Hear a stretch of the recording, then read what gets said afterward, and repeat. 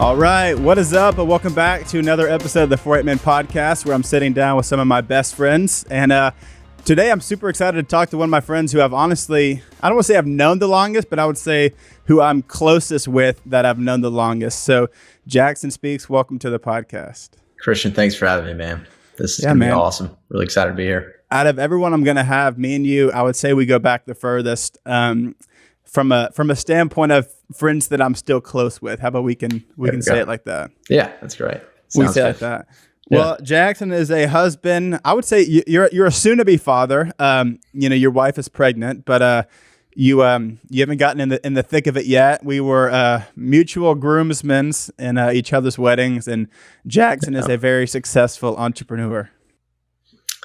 Thanks, man. Yeah, I got a lot on my plate right now, and calling you a bunch for advice when it comes to being a dad. So, well, that's exactly what this is going to feel like. It's just going to feel like we're calling each other, asking for advice. Because I want to talk to you about friendships and relationships, and because I know that you grew up in Auburn, you went to Auburn. Do you feel like, that transition period from like high school to college? Do you ever felt like, do you ever feel like maybe you try to rebrand yourself almost because you were, being in the same town, meeting new people from different places coming in, or do you feel like you always were confident in your identity? Yeah, I think I rebranded myself a little bit. Even from college, even after college, and getting married, moving to the beach, I feel like I rebranded myself then as well. And I think it's healthy to always be rebranding yourself into just refining yourself as a man. And I feel like I did that from high school to college for sure. I still had great friends in high school, but really met some incredible guys in college. Yeah. Do you ever feel like there was a negative side to it? Because I can think about, for me, going from high school to college in a new place, like, I don't want to say rebranding yourself, yes, I think there's positive ways, but almost I'm kind of coming at it more from like a negative downside of like, trying to be someone maybe that you're not internally, and like trying to, prove yourself to be cool, and trying to, for sure, live a certain way that, people are going to feel like you're accepted. We both joined a fraternity early on, and it's like, who's going to be the coolest guy? Who's going to be the best looking guy? Who's going to, like stupid stuff. So do you ever feel like you had the negative side effects almost of that, of trying to fit in, maybe doing stuff that you wouldn't have maybe necessarily done if you weren't trying to do that? Definitely. I lived a good guy lifestyle in high school. Didn't drink, didn't smoke, came into college as a dry pledge, and slowly the world just started grabbing me, and started to falling into bad temptations and into sin that I would never think that I would fall into. And it was pretty tough. Yeah. Yeah. How do you feel like you came out of that? Friends, man. Yeah. Me and you talk about it all the time. Just how amazing our friend group is. And I tell people this a lot, or I tell my close friends this a lot. If I were to rank my friends, this sounds bad to say, and this is going to sound morbid, but if I rank my friends and the top 20 friends got into a plane crash, number 21 is the stud. Number 21, friend number 21, like, loves the Lord. He loves his wife. He's a great guy. And I think trying to put myself around guys that love the Lord and we're striving to be better men in their faith, that's what pulled me out of it in college, for sure. Yeah. Because I had Parker on a few weeks ago, and we talked so much about community, and even just community, going from being single to dating, and then still just how important it is being in community when you're married. And you and Carson, you've been married for, what is it, almost 3 years now? 2.5? 2.5, yeah. Yeah, 2.5. Moving to the beach and needing to refine new community. Mm-hmm. How important have you found it to be for you and for your marriage to keep because yes, you still call and keep up with friends from high school and from college and stuff. But how do you feel like community's played out being in a season of newly married, moving to a new place? Yeah, it's kept me very grounded. It's allowed me to strive for more too. Almost all my friends down here, they run their own business. They are striving to be closer with their wife. They're striving just to be better men, truly. And, that allows me to simply be the average of my 5 closest friends that are at the beach right now. And, it's everything. It's everything. Yeah. I was going to ask a few minutes ago, but early on, when you were at Auburn, you played baseball. Did you play freshman and sophomore year or just freshman year? I can't remember. I was on the freshman fall team and the sophomore. And my sophomore year, I was on the fall team as well. Yeah. How do you feel like that impacted your first 2 years of college? It was great. I was around some different guys. I feel like in the fraternity, I could kind of pick and choose who I wanted to hang out with. On the baseball team, you don't have a choice. It's the guys on the team. And I think it was very healthy for me to be around those guys from different states, just different dudes. So yeah. Because I feel like sometimes me and Parker talk about this, me and a bunch of just different people talk about the idea of like, if you always just surround yourself with people who think just like you and people who have the same beliefs, you can kind of just get in this bubble and really just kind of lose touch with reality in just the culture and world. And not that you have to conform to those things, but you can still be in touch with those people and still have conversations. Like when I'm at the gym, the amount of worldly people I have conversations with, it's almost every day, you know, and it keeps me, it just keeps the passion for evangelism to where it's like, my first thought is not, let me go convert them. I mean, but that is a byproduct of just being in a relationship with these people and, developing habits of seeing them at the gym to where over time faith conversations do come up. So how do you feel like having those friends of different backgrounds, different ethnicities, different beliefs, different whatever, how do you feel like that, cultivated your heart for people, but also to just keep on the path of pursuing God? Yeah, I think having Christian friends as your rock, diverse Christian friends. So that's what's great about having Christian guy friends is, you can be friends with a lot of different people. You can be friends with the guys that don't have the same interests as you. And so that being your rock, and you can be diverse within your Christian friends. All my friends in college, it's not like they loved to golf and they loved business, which are 2 things that I love. But they loved other things. But we had the core focus of we're all men that are striving to be better Christian guys.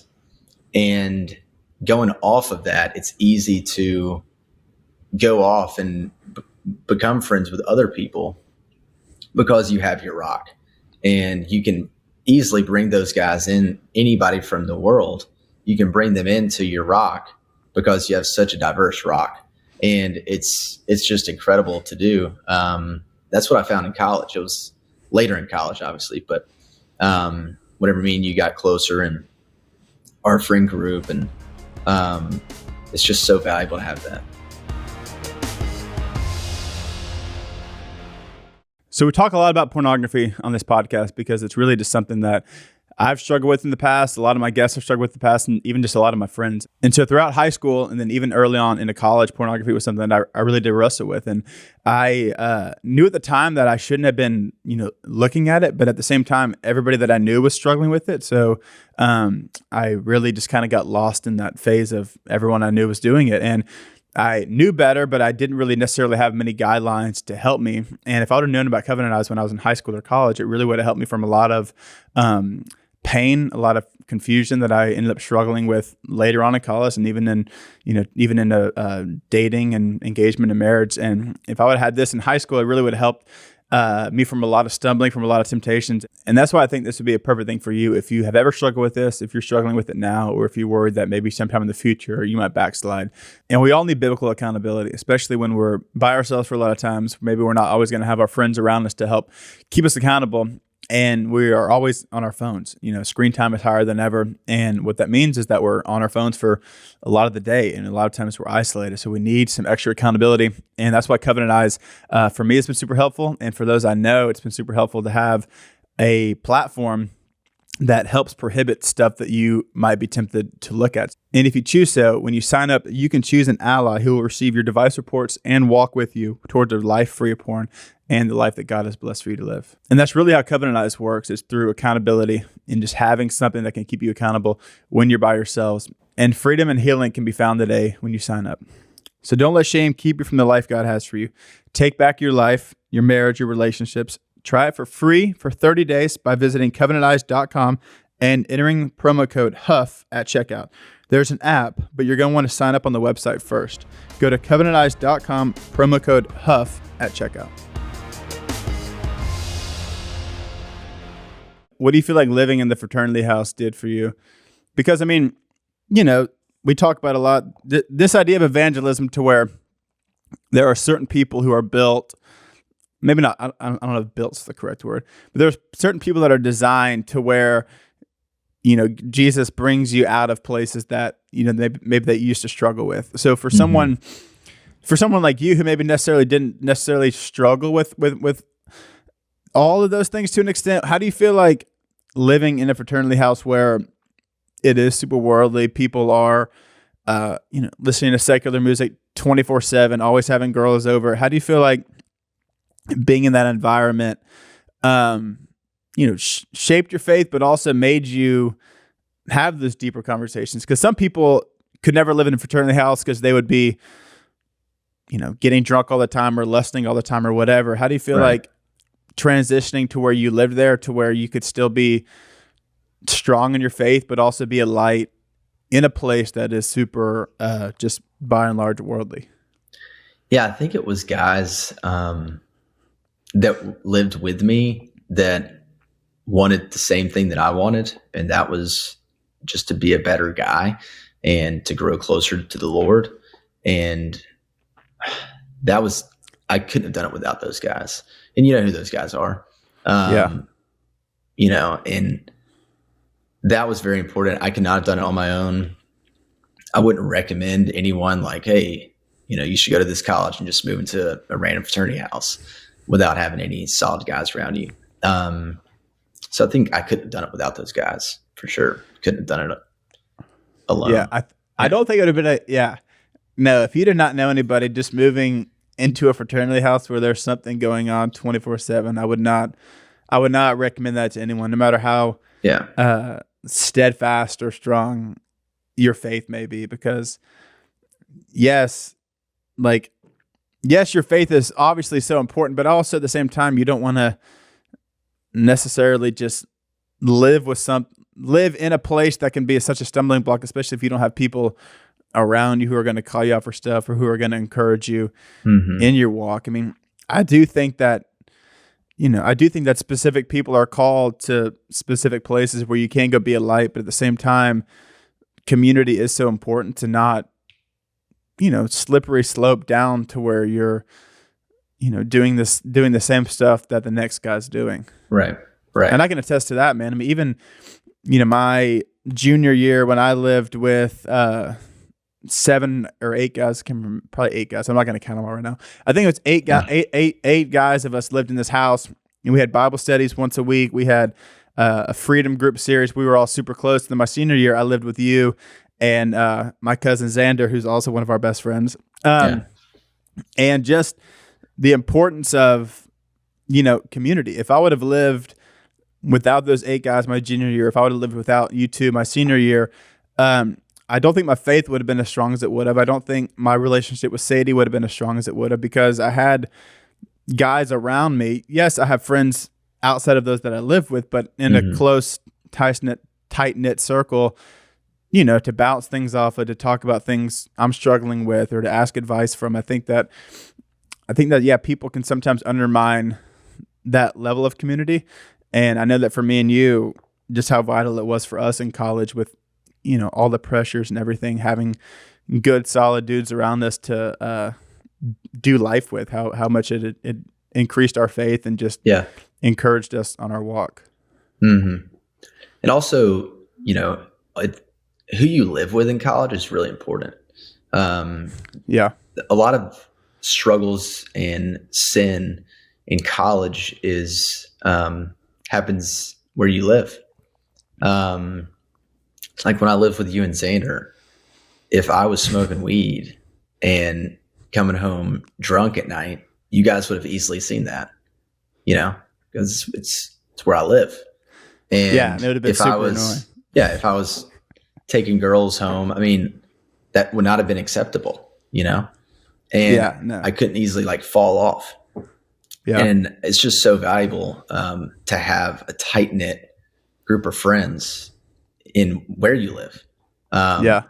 Especially coming out of high school, you've never lived on your own. It's crucial. Which is funny living in that house, because me and you had Xander had the pad. We had the little side room. We shared a bathroom. Right. We kind of got the short end of the stick living at that house. We did. Yeah. But it was nice. We got super close, shared a bathroom. Yeah, we did. Well, living with you, I can say something that you would do. You loved, and I'm assuming that you still love. I haven't gotten to hang out with you in person in a while, but I'm assuming that you still love the song "Only Jesus." You would blare it in the shower almost every day. Yeah. What does that song mean to you, and how do you feel like that's just encouraged your faith? So the song talks about leaving a legacy, and I could even read some of the lyrics. I think I wrote them down. You somewhere. Can sing them. Yeah, I could try to sing them. Sing the lyrics for us. Yeah. Well, it just goes, make it count, leave a mark, build a name for yourself, dream your dreams, chase your heart above all else. And I might be messing that up, but I listen to it every morning, so I probably should know.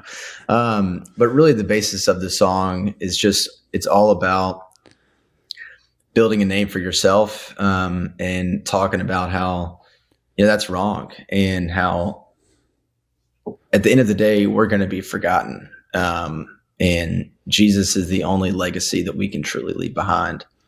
And he is the only thing that matters, and he's the only thing that matters in our life. And, me and you, we're very blessed. We have two amazing families that we grew up in. And, it's just easy to get caught up in, wow, I want to leave a legacy like my dad is leaving. He's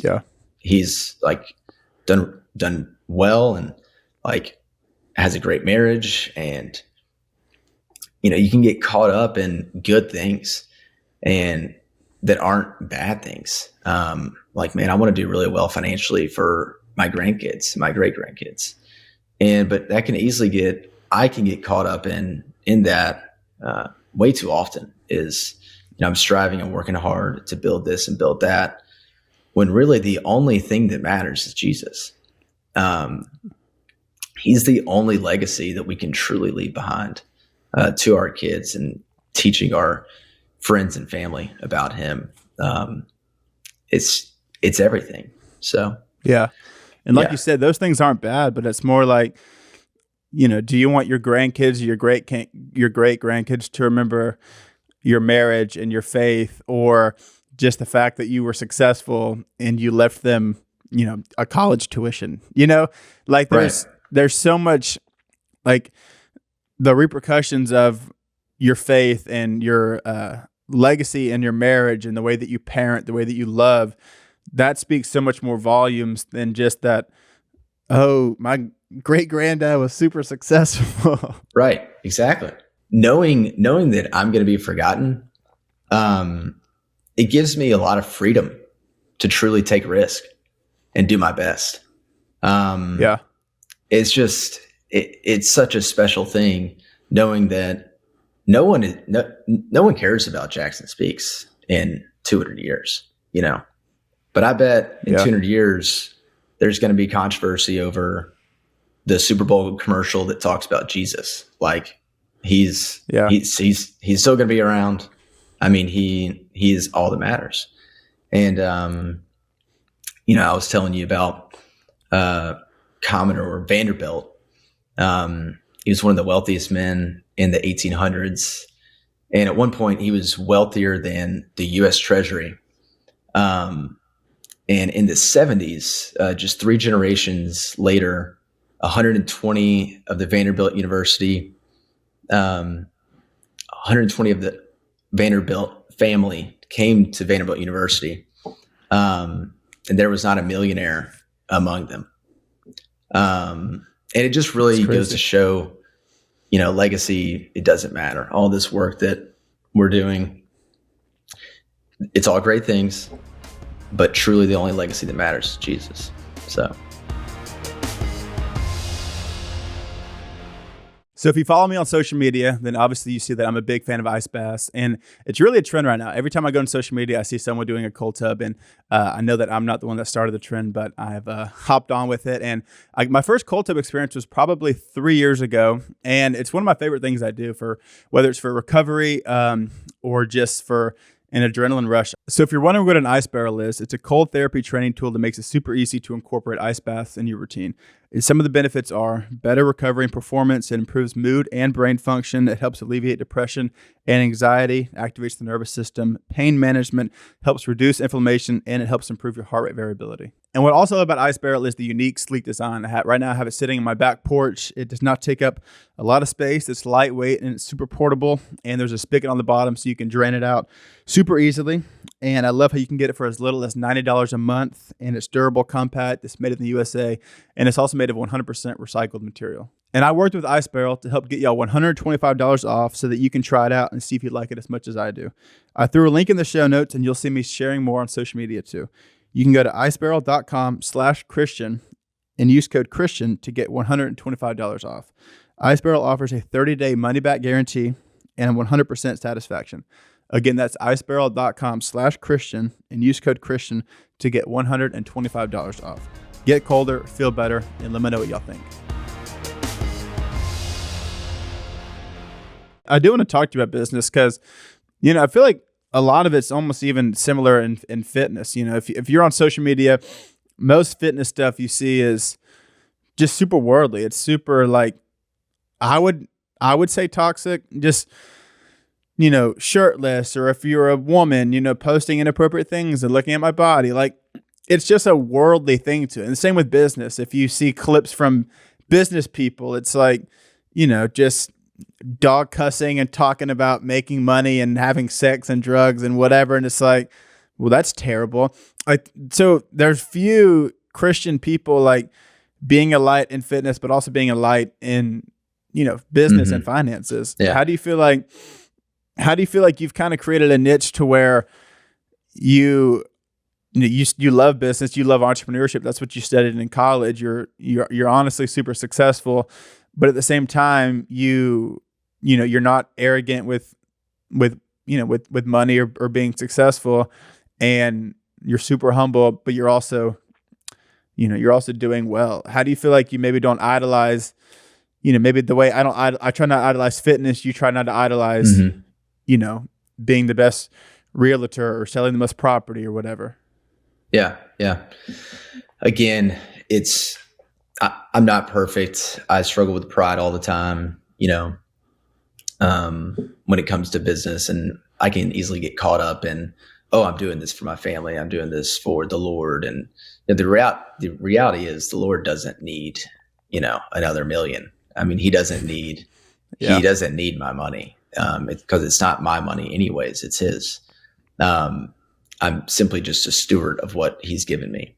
And I think it's very valuable to have those friends that, aren't prideful, that aren't striving just for money. Or, I think about this analogy all the time. The guy that pulls up in a Lamborghini at a red light, who is showing off, to everybody around him. Nothing wrong with the Lamborghini, by the way. And then a guy in a beat up truck pulls up next to the guy in the Lambo.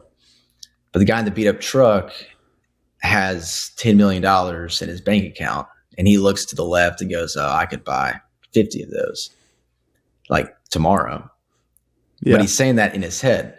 And that's inner pride. And I struggle with that more than the guy that's driving the Lambo, like outwardly pride.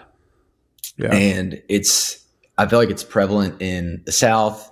It's prevalent with Christian businessmen who are, striving to give more away. I'm like building all of this to give more money away.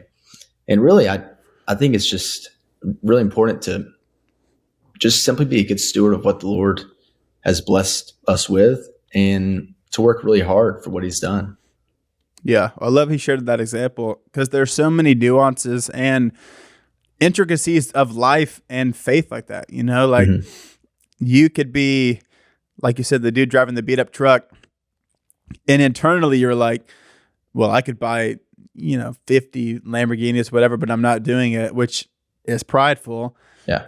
Or because I even think about, let's say you have a really nice car or a really nice boat or whatever, or a plane or whatever. And you got one person posting every picture on social media of the yacht or the boat or the jet skis and the planes or whatever. So you have the person posting all of it, but then you have the other person who has it, but they're not posting it. Mm-hmm. But internally they're like, I'm better because I'm not posting it, which still means you're still thinking about it, right. You get to a point where it's like, yes, you can have nice things, you can enjoy that, but you're still not getting caught up on that trip, on just the pattern and just the cycle of, because you're still just thinking about it, right? Like, even if I have it and I'm still every day like, yeah, but at least I'm not posting it, but you're still thinking about that, Yeah. Because I think about that just with even with gym stuff. It's like, I'm not posting, pictures of myself shirtless, but if I get to a point where it's like, well, I'm better than you because I'm not, it's still sin. Like you said, it's just inner pride. It's still an internal battle. Yes, I may be not externally doing it, but if I'm internally doing it, then it's still sin. Sin is sin. Pride is still pride. Right. And really, it's just where your heart is. Like, where's your heart? There's nothing wrong with posting it. There's nothing wrong with posting the planes and the boats and all of that. It's where your heart is, and that's just everything. So yeah. When do you feel like you knew that you wanted to do business stuff? Because you hear people that are like successful entrepreneurs are like, when I was in third grade, I did a lemonade stand and I made $200 and then yada yada yada. Yeah. So for you, because I know that your dad does business too, has that always been something that you wanted to do? Because I know that you would not. I don't want you would be a good employee, but you've always wanted to be your own boss. So where's that come from? Ever since I can remember, I was learning about business and just obsessed. And I can remember whenever my family and I, whenever we would go on vacation. This was before iPhones and iPads. We would go into, little snack stand at the airport, and all of my brothers would pick out magazines for, just to be entertained on the plane. And, my brother Harrison would pick out hunting and fishing, and Griffin would pick out Sports Illustrated. Sally would too.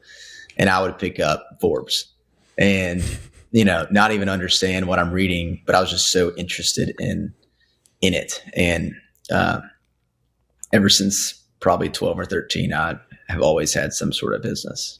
So selling those little power balances. Remember those? Oh, I remember the power balances. Oh yeah. I was selling those in 7th grade. I was looking at a power balance probably 2 months ago, maybe 3. And I was getting flamed. For it. Yeah.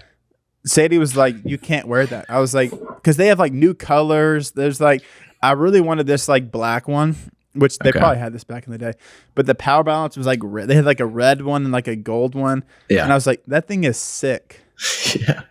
Like, honestly, what would you think of me if you saw me walking into the gym with a power balance and a fighting What would you think of me? I would think you're just messing around. This guy's just messing around, waiting for someone to say something, or maybe you're truly just unbalanced and you need the true technology that power balance brings. Wasn't it the fighting? Wasn't it the necklace? Yeah, am I right on that? Yeah. Do you remember like the baseball tournaments when it was like the double? It was like the double, like the double knotted ones or whatever. Yeah. I had so many fighting necklaces. Me too. I'm gonna buy a power balance. Okay. I'm gonna do it. I think we should do it together. Okay, let's do it and wear it. And I'm gonna see if it helps me in the gym. Okay. Do it. Are you gonna? I feel like you're not gonna do this. This is hilarious. You're not gonna do this. No, I will. I will 100% do it, and I'll wear it, and it won't come off my wrist for a very long time because once I put something on my wrist, it doesn't. If you're listening to this, I encourage you and challenge you as well. If you're in a spot to afford it, they're not super expensive, but people budget. We budget. I don't know where I'm going with this, but if you have the means, I would encourage you to buy a power balance and just, yes, we have the Holy Spirit living inside of us, so we don't necessarily need power or balance because we have it all living within us. But I do think that power balances are cool, and I kind of want to bring it back. So I don't know if anyone will follow that trend, but I encourage you to just to check it out and see. Yeah, do it. If I buy one and I like increase like 5 pounds on all my PRs, then you're gonna know that it's not just a placebo. Do it. Something serious is going on. I'm really curious to see how much they are. Use this help for 25. They're like $20-$30. Okay. Where was I at? All right. Well, business. Yeah.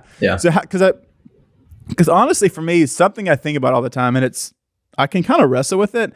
Like oftentimes when I think of business and money, and when I think of scriptures, the first scripture that always comes to my mind is you cannot serve two masters, right? Mm-hmm. And then you think about it's easier for a camel to go through the eye of a needle than for a rich man to enter the kingdom of heaven. Mm-hmm. And like verses that are scary, and I think about, well, one, you live in the U.S., I live in the U.S. Even if you make hardly anything in our country, you're still wealthier than like 90-something% of the world, right? So those verses technically apply to millions and millions of us, right? So how do you feel like you can get to a point in business where, like you said, I mean, you do steward all that God's given you?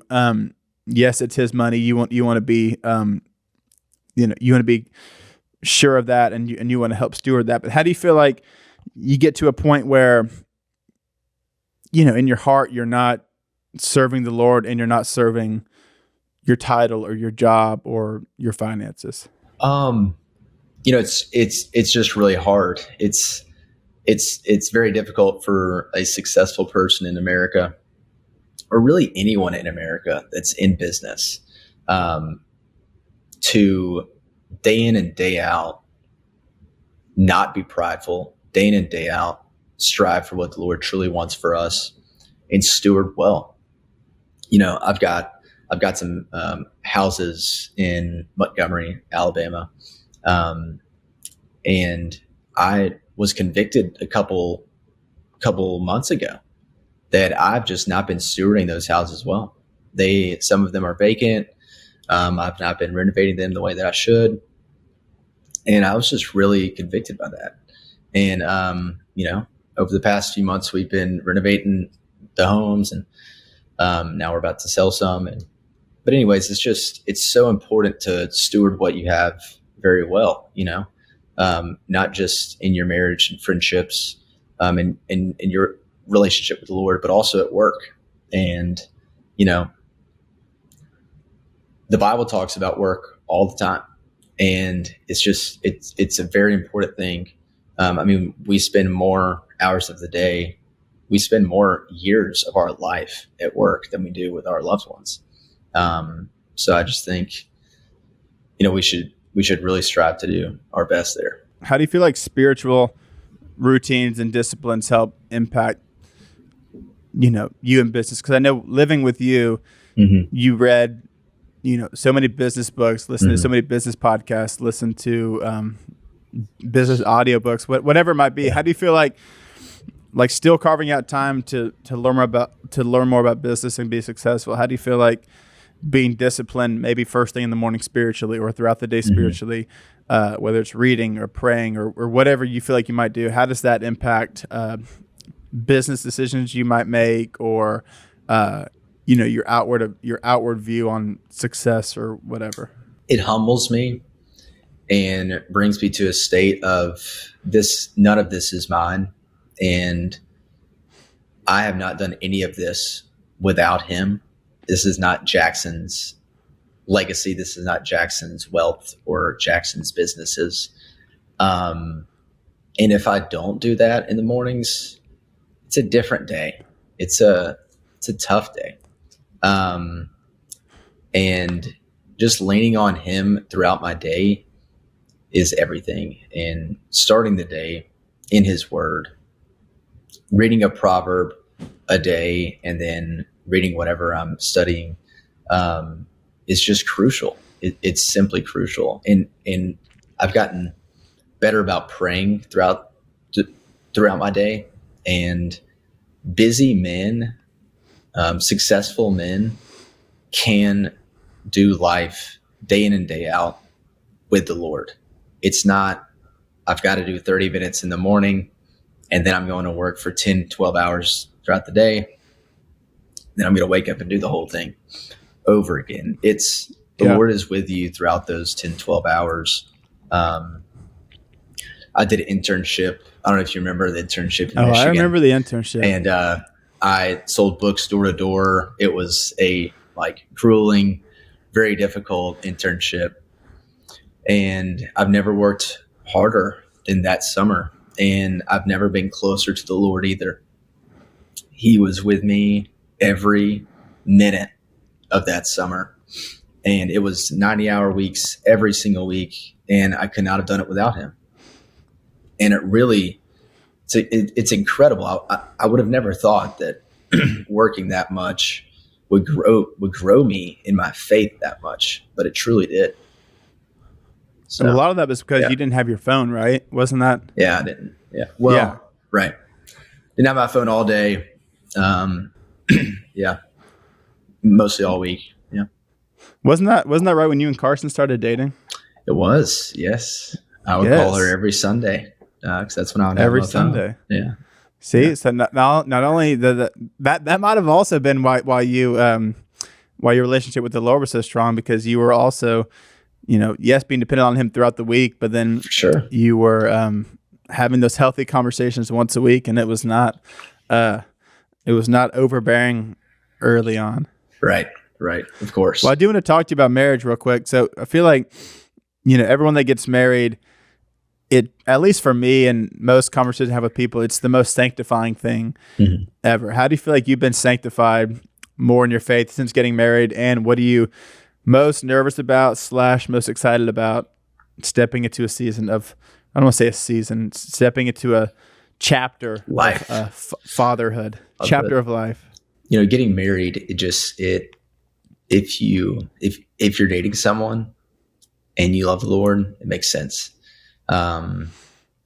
This is going to sound terrible, but to be honest with you, whenever me and Carson were dating, I was probably 50% sure that she was my wife. I just was never all in. And whenever we got engaged, I was probably 70, 80% sure.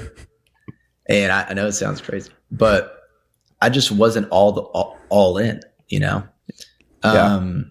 When we got married, it's just, you're all in and we are one.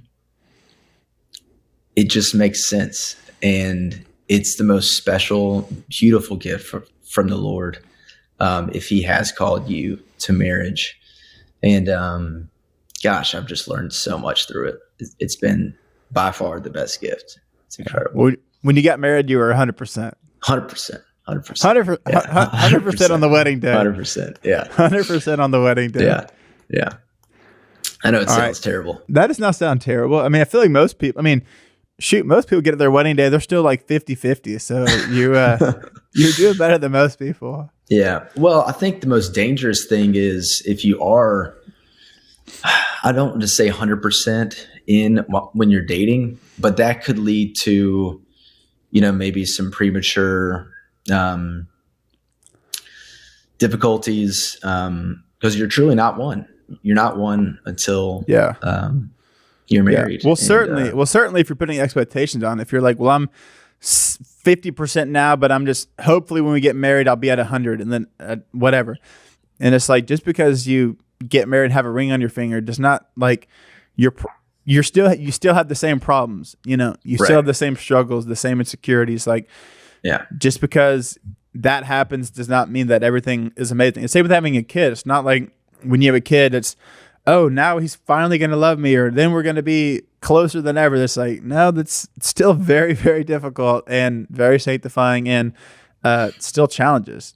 Just because you move up on the ladder on steps to do does not mean that it does not always mean that everything is going to get better and easier and you're going to be more confident. Because I think sometimes people do that. It's like, well, let's just get married and just see what happens. And it's like thinking that all their problems are going to go away. And it's like, no, all your problems kind of just got amplified. So you might want to solve them pre-marriage. Right. And there's nothing wrong with being 100% sure that she's the one. But there's a difference in being 100% sure and 100% all in. As in, getting married while you're dating, while you're freshman in college. You're like, we're married. Let's read the Bible together and stuff. Yeah. It's funny to hear you say that because I know from the beginning, Carson was always 100%. She was. Yes. Carson's always loved you. She's the best. She is the best. Yeah. All right. New chapter of life, being a father. What are you most excited about, most nervous about? I'm just excited to be a dad. I really am. I'm excited to just get to know this little one. So we're not finding out. I don't know if I told you that, but we're not finding out the gender till August 29th, the due date. Bold move. I couldn't do it. So whoever it is, boy or girl, we're just excited, and I'm just pumped to be a father. It's honestly, since I've found out, it's allowed me to grow a lot. Me and Carson have grown a lot. I've grown a lot with the Lord. I've gotten a little bit more serious about my business. I'm not diving off into all these different investments and stuff. I'm a little bit more laser focused. And it's just given me a lot of motivation. So I've already grown a lot, and I'm excited to just teach this little one about the Lord. And are you going to kind of be shocked life. If it's a girl though?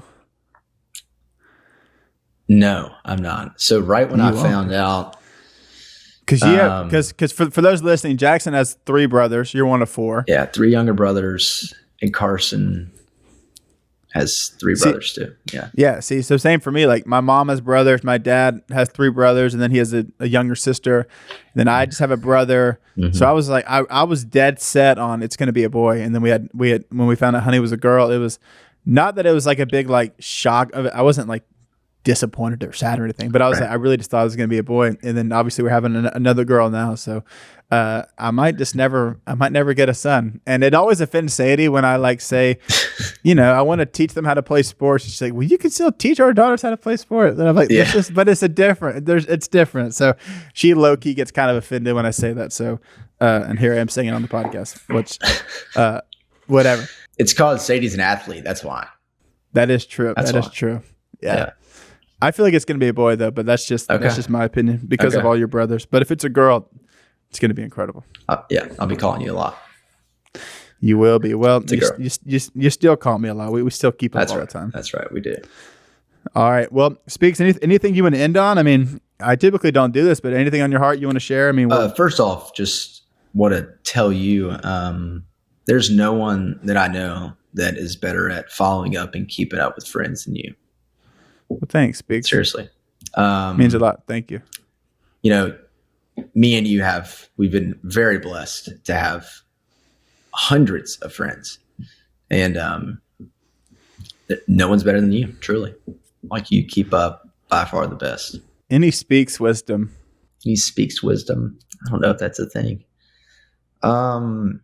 We just, you asked me if there was anything on my heart. And by the way, I'm a podcast junkie. So like, I'm fairly nervous to be on this podcast because I listen to like 2 or 3 a day. And this is the first podcast I've ever been on. So, whenever you asked me to be on this, I started thinking about what we could talk through. And really, something that's been on my heart a lot is just how negative we are, how negative I am, how negative we are as a society. Like, the world's burning, things are going terrible. Like, this church is doing it in a bad way. This church should be doing it this way. We're about to go to World War III, whatever. We live in the most prosperous time ever today. Things are amazing. And the Lord has allowed us to be here today. And especially at our age, we have so much to do for the kingdom. And, I just think about the technology advancements that have happened. And I mean, we walk around with an iPhone in our pockets all day. And what would Paul do if he had an iPhone? And I get convicted a lot of, man, I'm not reaching out to my friends enough like Christian does. I'm not ministering to guys that I went to high school with. It takes 30 seconds to send a voice memo to someone you haven't talked to in 5 years. 30 seconds. You don't have to travel 5 hours to go talk to them or write them a letter. It takes no time. And so I just want to encourage everyone, encouraging myself most importantly, because I struggle with this probably the most, is just to really capitalize on the day and time that the Lord's blessed us with. Just let's capitalize as Christians. Let's capitalize as Christian men to do better, to wake up early, to voice memo 5 guys, to get in the Word and go to work and work hard and come home and love your family. I mean, it's what the Lord wants. Yeah. There we go. There's the speaks wisdom. That's it. There's the speaks Nothing wisdom, crazy. man. Yeah. Nothing crazy. Well, thanks so much for joining me, dude. And I loved our conversation. I think it's going to be super encouraging for a lot of people. Thanks for inviting me on, man. Really appreciate it. Of course, man. Love you, dude. Of course. Love you.